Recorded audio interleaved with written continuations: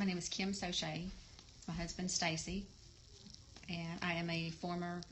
I'm still a registered nurse. I keep my license, but I no longer work. Um, So, former nurse, you were probably extremely pro-vaccine? very, very pro-vaccine. The only thing I questioned before he got his vaccines, up until the time he was 12 months old, I did not question his vaccines, but 3 weeks prior to his 12-month well baby checkup, he got his very first ear infection. They put him on antibiotics and steroids. And For just an ear infection? For an ear infection. So we took antibiotics and steroids. It cleared up. We went in 3 weeks later for the well baby checkup. He told me it was time for his vaccines, and I told him that I wanted to delay because he had just taken a round of steroids and antibiotics for the ear infection, and that I'd always thought that you should not vaccinate due to any recent illness. He told me that was not correct. As long as he had not had any fever in a week, that it was fine to vaccinate him. We did not want to get behind on his vaccines. Really just belittled what I said no, he's going to be fine. You don't want to get behind on his vaccines. It's perfectly fine to vaccinate him. So I trusted him. He's the pediatrician. I trusted him. They vaccinated him. He got his MMR. Just his MMR? He got his MMR. He got Prevnar too. But the MMR, we woke up a few days later. He was fussy, real cranky for a few days. He was generally not a cranky or fussy baby. A few days after the shot, he woke up covered in a full body textbook picture of measles rash, 104 temp. He would not look at us. He would not respond to his name. Blank expression on his face. No babbling. He had been babbling away like he was going to start talking any day. Stop. No sounds. Took him to the pediatrician, and he totally downplayed the whole incident. The first thing I asked when I walked in is this from that MMR? This looks like measles to me. He said, well, I doubt it. Let's look. It could be, but have you changed detergent, is what he asked me. I said, no, we haven't changed detergent. And I was an ER nurse for 13 years. This is not a generalized rash. This looks like measles. And he said, well, it could be. He could have a reaction up to 2 weeks after the shot, is what he said. But treat the fever with Tylenol, which now I know was the worst thing we could have treated the fever with. We've all been there. We've all been there. And it did. The fever went down. The rash went away in a few days. But so did everything else. The eye contact was gone. No babbling. Started the hand flapping, the high-pitched squeals. Of course, at that time, we didn't know that was autism. The doctor kept taking him back to that pediatrician saying, what's wrong? He told me he would be fine. He was regressing. Now he was just steadily going back, almost regressed to infant. Can you describe what he was like before the vaccine? He was a happy baby, very engaging, playful, always had a smile on his face, giggled, loving, just full of personality, huge personality. Did he babble? Did he say any He word? babbled. He was not talking, but he said dada. He babbled all the time, just constantly. As babies should do for that age. And he babbled. He babbled. And he was so full. He always had good eye contact. He smiled. Was a very loving baby. Loved people. Loved to play. Liked to play. And he just smiled all the time. He very rarely cried. He was not a fussy baby. He slept all night long. After this, in the next few weeks, he stopped sleeping. We went weeks, sometimes 3 weeks in a row, sometimes every night, of him sleeping an hour, waking up crying, sleeping an hour with sleep. He stopped sleeping. The GI issues started. The severe constipation to horrible diarrhea. It was one or the other. The pediatrician, this whole time, I'm taking him back to the pediatrician, asking what's wrong, asking for referrals at this point to go somewhere else. And I had to go on my own and get most of the referrals to take him to neurologists, because the pediatrician actually told me that I was overreacting. Boys are lazy. There's nothing wrong with him. Don't compare him to other children. He's just a little delayed. He'll catch up, is what he told me. Mm-hmm. Now, by this time he's 15 months old. He's not walking. He's not trying to walk. There is no speech whatsoever. The only noises he's making are these high-pitched squeals. He's fixated on ceiling fans, anything that spins, lights. he'll sit and stare at a light fixture with a ceiling fan for 30 minutes and flat. I didn't know that was stimming. I didn't know anything. So after going to neurologist, geneticist, God, how many doctors? He has a stack of medical records as tall as I am. Not only he didn't walk, I mean, he couldn't stand up. He couldn't stand up. I mean, his coordination was awful. His balance was horrible. Okay, so I just want to talk to you as a nurse. So before all of this happened, before when you and I and the rest of us all were extremely pro-vaccine or trusted our doctors, whichever way you want to call it, did you ever see people that didn't vaccinate? Did you ever judge them or think they were irresponsible? I have heard doctors really, really talk ugly to people that did not vaccinate or chose to delay or not vaccinate. And used to hear it all the time. When I worked in the ER, one of the questions on the form for a child was, are they up to date on their vaccinations? And if I've heard parents say no before, and I've heard doctors really go off on them about not being up to date on their vaccines.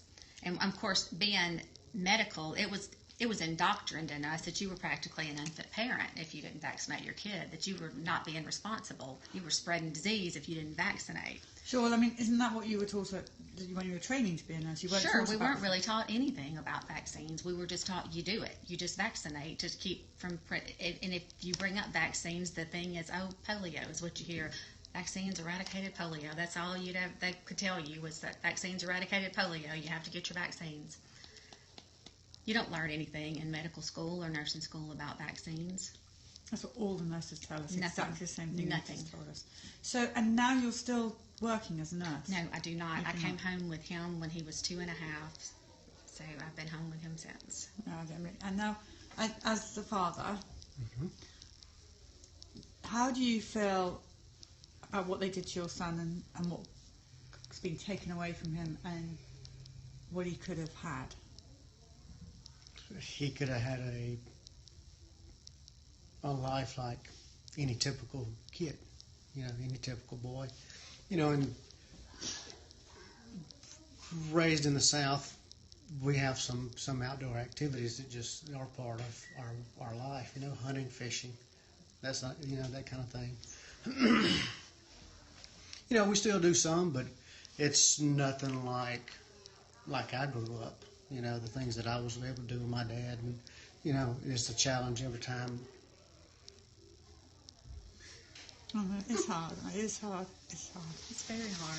It's just because he was, and then for the pediatrician to try to tell you that it wasn't the vaccine, that he was always like this, or he was not always like this. No. It's hard. See, that's what people don't understand. What it takes away, the pain and His the heartbreak. Entire livelihood, his entire quality of life was taken away. And it infuriates me every time. I live in the same town with that pediatrician. I run into him in town, and it infuriates me. Even after I realized exactly, took him to a doctor finally when he was already 2 at this point. But we finally found a doctor that I had to figure out what was wrong with him. First of all, that it was indeed autism. Found a doctor. We went to her, and I never said autism. I walked in. I had all his medical records. She asked us. She was watching Taylor play. Set him down and gave him a truck. First thing he did, naturally, was flip it upside down and start spinning the wheels. So she starts talking to us. She's watching him.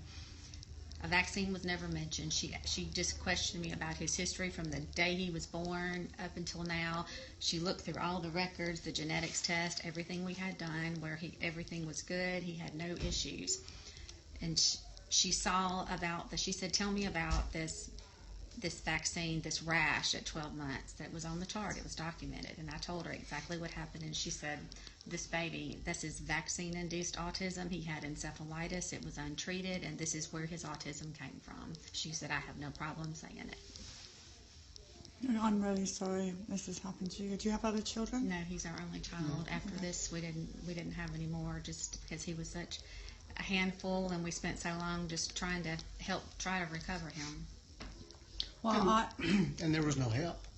No, there's no resources here. We live, this is a small town, there's no resources, and at the time this happened, I really didn't have anybody to reach out to. I didn't know a lot of families in this area, so Google and internet, and I found I found my tribe online, and network with other parents, and that's how I learned, and just researching and staying up half the night on the computer and buying books and reading, and learned it all myself. So didn't have a lot of resources, and it's been a struggle just to get services in our area because we just don't have the kind of services our kids with autism need here.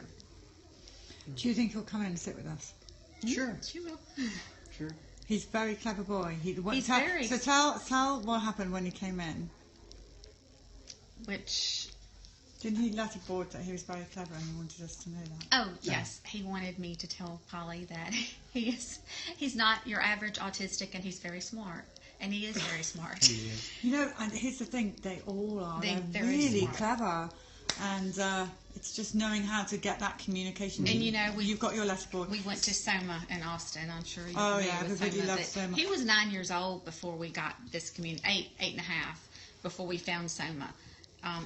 They had pretty much written him off at school. They were not able to teach him anything. We pulled him out and we have a teacher who's been a godsend to us. She teaches him at home. She has a daughter with autism, but she started him on a touch screen computer to touch the answers, and he could do that. And she kept saying, we started looking into going to see Soma. She said, let's give it a try. It's worth a try. So we get out there, and we had no idea what he knew Because at that time. he's nonverbal. He's nonverbal. Yeah. He's totally nonverbal. He's never been able to convey anything. So we walk in there. She whips her letterboard out, and she goes into this lesson, launches him this long lesson, and then at the end, she asks him a question, and she plops this letterboard out there. And I just look at Michelle, and I'm thinking, okay. And he proceeds to take that little pencil she gave, spell out the answer, and my mouth just dropped too. It's wonderful that you can Oh, yeah. communicate. I mean, with I was crying. I couldn't even say I was crying. Yeah. But he's very, very intelligent, and some of the things he comes up and tells me, it's mind-boggling. But he's very smart. And he's a witty little guy too. He's very witty. He has a sense of humor. Most people think they don't, but he does. What did he think when he saw the baskets parked? at He the was top? excited. He's been Very excited excited. for days. I told him we were coming, y'all were coming, we were going to the rally, and he keeps bringing me this letterboard, telling me, he overheard me tell my friend, obviously, that I didn't think he was going to be able to stay all day at the rally because it was going to be noisy. He'd be too overstimulated. So a little while later, he wasn't in the room, he comes bringing me the board, and he says, I want to stay all day at the rally. Okay. So he's very smart. Yeah. You know, one of his biggest challenges, being nonverbal, is expressing himself. You know, of his feelings, what he wants, what he don't want, what bothers him, and sometimes he'll get so caught up in that he may have a meltdown. Mm-hmm. Not near as many as he used to. He's getting better, but it's still that challenge is there every day with the communication. And something that really bothers him, you know how so many people still talk about him in front of him, thinking he does not understand. Yeah. We were in a restaurant one day, and our waitress came up. She had seen him flapping and stimming, obviously, and she walks right up to me and says, "Oh, does he have autism? I know someone that has autism." And oh, it is so stressful. Her poor mother, it's just so stressful for her. And she starts, and after she said how stressful it was about 3 times, he slams his fist on the table and says, "Ah!" And so she walks off, and I give him his board, and I said, "Taylor, did she upset you?" He said, "She says all of us cause stress, and I didn't like that." So he Strong, understands. Yeah. Well, good for him. I mean, it's right. We should So treat our children with respect. Mm-hmm. I want to meet him. I want people to meet him. okay, Okay. you ready, Get him Reverend?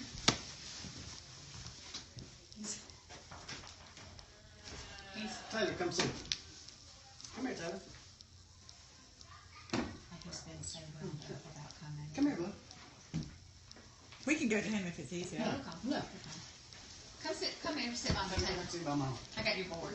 Maybe you can write some Come sit stuff. close to Mama, because I got your board. Hey, you see Miss Polly? You say hello to her? Hi. Can you tell her hello? Hi. It's good to meet you. What would you like to say to Miss Polly? Or maybe you can ask me some questions Molly finish some questions. Well, first of all, how old are you? I don't think we've established Tell that her, yet. tell her how old you are. And tell her. Okay. Yeah. Finish. Finish. 13. 13. Mm-hmm. And what's the most favourite thing that you like to do? What do you like to do? What's your favorite thing to do? What's the thing favorite. you like to do the most? Tell. Well, tell her. You can tell her. She wants to know. Come on, tell her. What do you What's like your to do? favourite thing? Where? Go.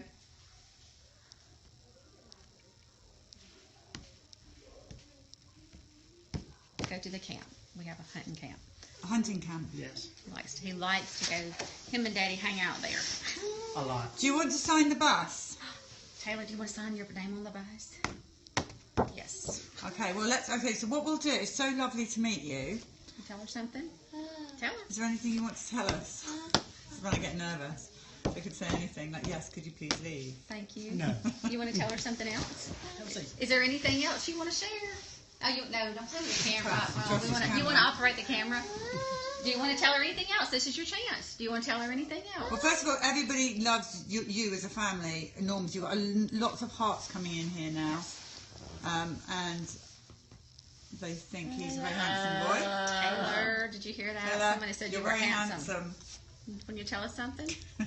What do you have to You're say? probably embarrassing him now. What do you have to say? Someone said you You've were got a handsome. lot of heart. Someone said you and were- love and hugs, and you're so cute, and we love you. I know. It's just. He said I know. Oh, he said I know. Oh, well then, good. That's exactly the right answer. So thank you so much Thank for you telling very us. I much. know it's Thank hard. you guys for coming.